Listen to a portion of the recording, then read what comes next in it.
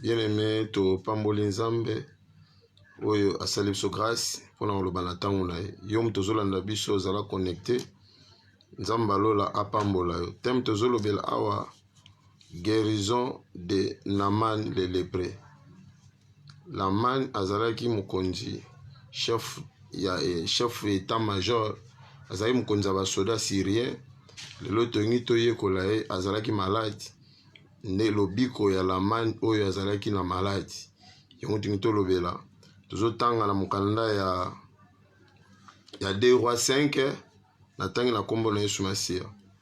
Naman, chef de l'armée du roi de Syrie, jouissait de la faveur de son maître d'une grande considération, car c'était par lui que l'Éternel avait délivré les Syriens. Mais cet homme fort et vaillant était lépreux. Or, les Syriens étaient sortis par les troupes. Ils avaient amené captif une petite fille du pays d'Israël qui était au service de la femme de Naman. 3.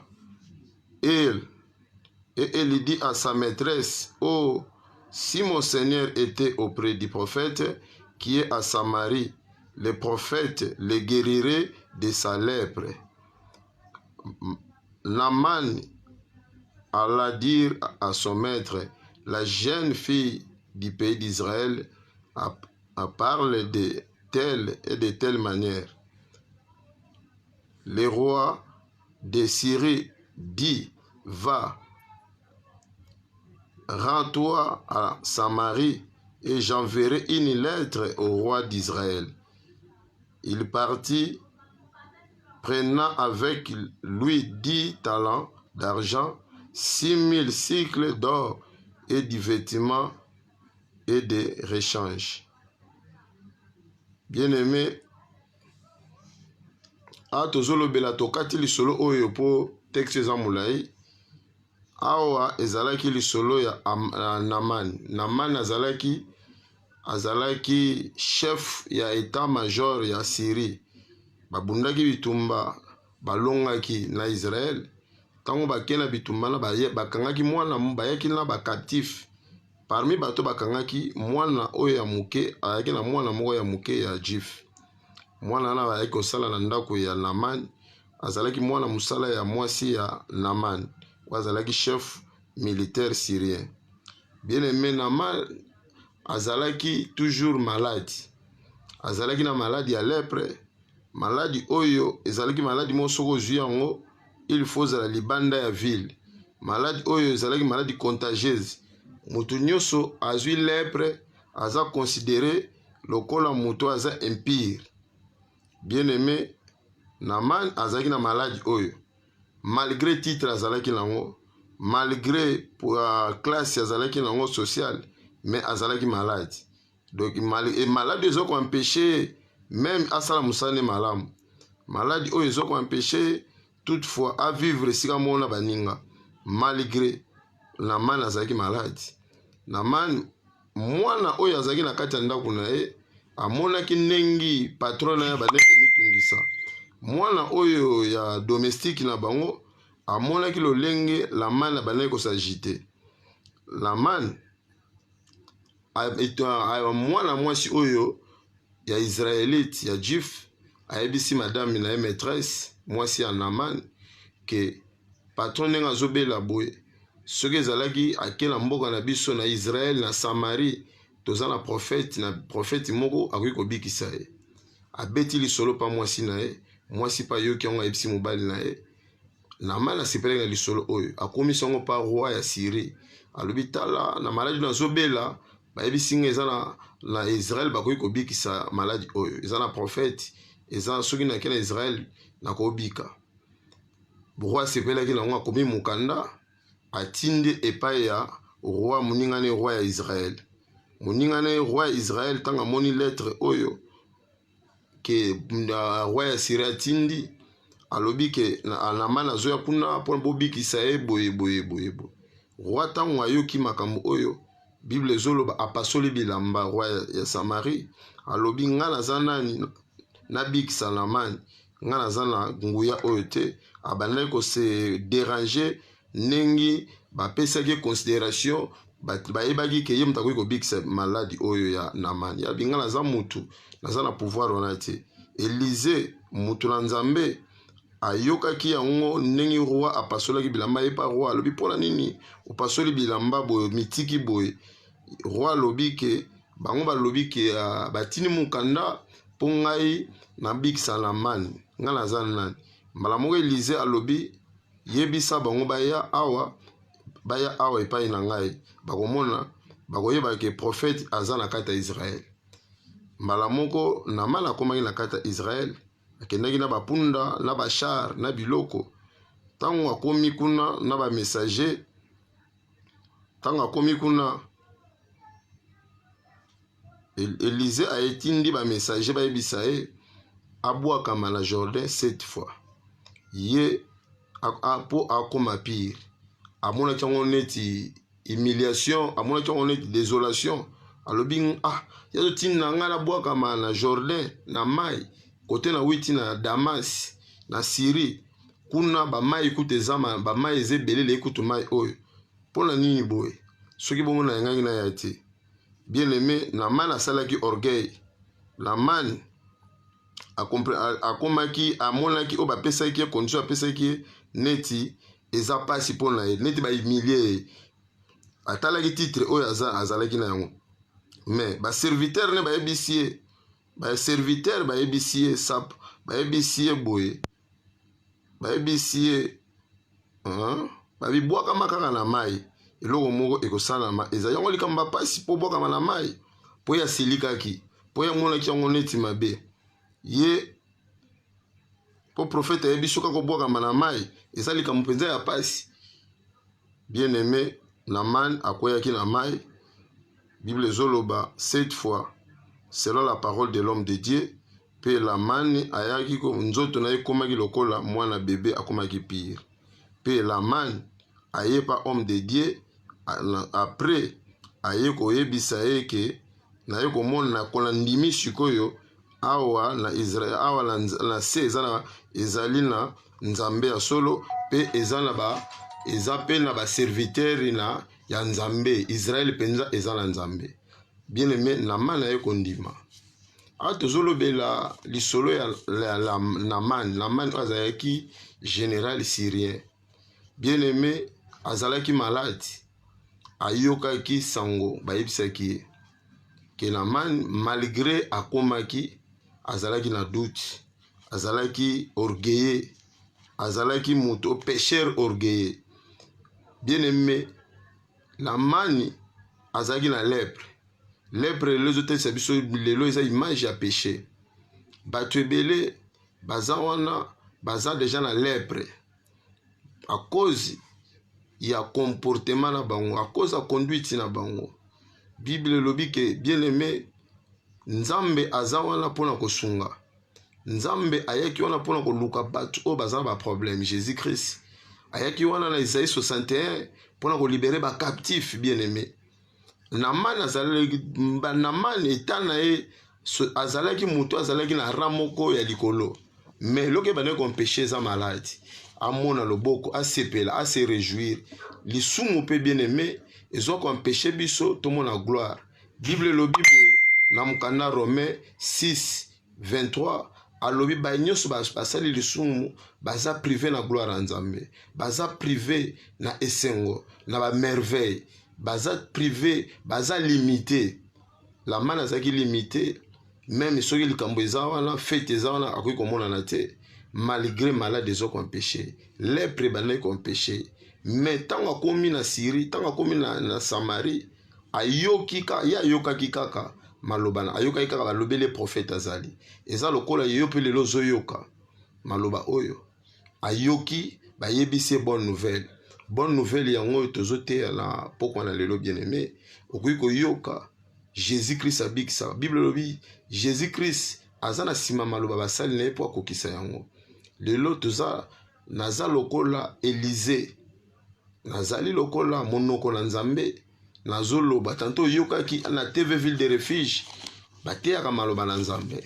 na TV ville de refuge balobaka mpona nkolo Namani pa yokaki lisolo ezalaki na domestique ne na kati abetile lisolo alobi ke kende okutana oke na mboka na biso kende eza na mosali na nzambe moko aza soki oke kuna okobika Namani ayokaki yango malgré ko ayebisaki roi ya Syrie asalaki lettre akendaki malgré atiaki doute me bato bayebisi ndima kaka oyo mutu na nzambe ayebisi yo bwaka mana mai 7 fois bien aimé yo pe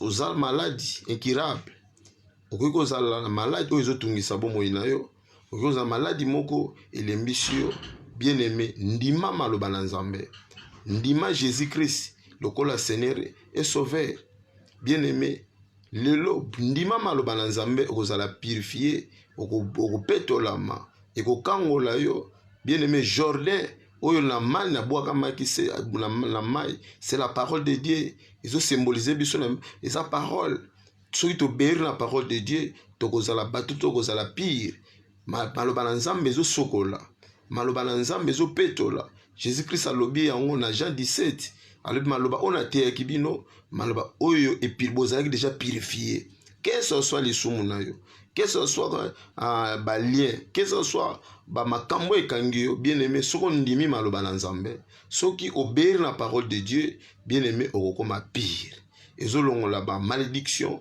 ezolongola ba loi ezolongola ba lien ezolongola nyonso lisumu ekoki kozala ndenge nini Bible elobi boye na mukanda Esaïe abi lisumu na yo atekomi mwindu lokola ngolo kasi ngai nzambe na capable akomisa yango pembe lokola neige bien aimé a tozolobela thème au guérison ya Naman le lépreux bien aimé nzambe atosaki maloba na nzambe akweyaki na Jordan 7 fois bien aimé Naman vie na échangeaki bien aimé yope le chiffre 7 ils ont symbolisé sur la divinité ils ont célébré sur bon nzambe toumela la présence na nzambe toumela kati na nzambe nzambe aza capable ya kopurifier biso nzambe aza capable ya kopetola biso bien aimé ndima maloba na nzambe tobeyir la parole de Dieu Naman abeyiraki na parole de Dieu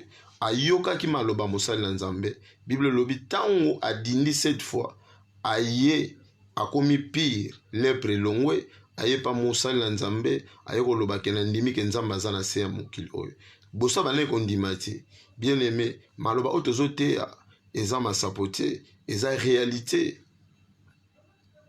oyo réalité Bible le dit voici les miracles accompagneront ceux qui auront cru à mon nom bien aimé Marc 16 17 balobi ke tala mikamwa ezoya ezolanda biba nyonso bazondimela kombo nanga ndima komba Jésus Christ okomona miracle okomona bikamwa neti Naman amonaki yango bien aimé eza lelo te okoya na mai ya Jordan eza ondima maloba na nzambe yo ndima kaka par la foi okomona nyonso oyo ebandaki kozala ebandaki koempêche vie na yo ekochange kati bomoi no ekochange bien aimé nzambe oyo tozoteya Bible lobi na Hébreu 13:8 il est hier aujourd'hui éternellement ye muta bikisaki Naman ye pe mutalinga bikiso lelo bien aimé ndima maloba na nzambe zala na kondima nzambe que ce soit oyoka maloba na nzambe otuzote que ce soit za malade okoza lozangi kimia ozolala malamu te ba femme de nuit ba mari de nuit vie na yo eza malamu te bien aimé olotaka bandota mabe mais Jésus Christ akufelaki na ekoloso Jésus Christ amemaki passionné na ekoloso ayaki ponako azalaki condamné injustement pour yozala bien Galatie 3:13 alobi azalaki maudit pour yozala béni yo ndima maloba na nzambe ndima Jésus Christ lokola Seigneur et Sauveur bien aimé bikamo ekolanda na bomoi na yo Naman avant mona bikamo soka boyeki okoya na mai alingaki abika te soka boyeki okota 7 fois na Jordan alingaki amona gloire te tantôt yo mpo ozodute basambeli nga mingi nakeba église ebele mpe nazomona bikamwa te mais bien aimé Bible ndima kaka ndima maloba na nzambe. Jésus-Christ ayaki kosala musala na mokili oyo. Jésus-Christ ayaki na mokili oyo pona kozwa pasi na biso, kopesa biso bomoi. Bien-aimé, okozala oza moto oyo ozokoka kotika lisumu te. Oza déjà na péché, la man, oza suye liboso na nzambe. Mais Jésus-Christ aza wana na alliance ne asopaki makila. Bible zoloba na mukanda 1 Jean 1:7, si nous confessons nos péchés, il est fidèle, juste de nous pardonner, de nous purifier de toute iniquité. Bien-aimé, yo ndima Jésus, nzambe aza wana akolimbisa yo. Yo ndima kocha orgueil te ndenge na mana bana ko compliqué. Alobi ozotindanga condition pona nini? Ozotindanga na dinda na mai pona nini? Mai oya Jordan biso kuna pe mai za eleki oyo. Tanto ko loba yo zoyebisanga boye. Yo za na banité na kutena ba grand homme de Dieu ba o ba renommé aza awa alinga yebiso ke azobiksu. Yo ndima maloba na nzambe. Yo croire la parole de Dieu. Na mana yo croire malgré incrédulité. Bat ba yebisi ba serviteur bisi ndima kaka. Likambo yebiso yango oyo ko c'est compliqué. Ndima maloba na nzambe. Bien-aimé ndima soko ndimi omona bikamo na nzambe. Nyoso so tungise ko changer na bomoi na yo. Soko ndimi omona bikamo. Bible le ba nyoso bazo ndima miracle zolanda bango na Marc 16 à 17 à 18 alobi soko ndimi omona bikamo. Bien-aimé ndima maloba na nzambe. Même ozana sida ndima nzamba obikisa yo. Même ozana cancer ndima, même ozana cirrhose de foie, ba rein, ba crise cardiaque, ba maladie à sucre, yo ndima nzamba zobikisa yo. Soka bikisa ki la man, Bible lobi amemaki pasi na biso na ekoloso. A efasaki ba ordonnance bano kondane biso. Na mukanda Colossiens 2:14 aza wana za nzambe yo croire pesa bo moino epa na nzambe pozwa lobiko. Pesa bo moino epa na nzambe po nzamba délivrer yo. Pesa bo moino epa Jésus Christ po tomona bikamo na nzambe na mana ndimaki al déplacer ko longa na Syrie tina Egypte pardon tina Samarie za musika po azwa lobiko. Lobiko yango eza prix eza nango sa déplacement te. Yo croire ndima maloba oyo lokola lelo naza lokola Élysée nazoye biso ndima kaka ndima Jésus na bomo ino fongola motema alobi soko fongoli motema akokota akolia no elongo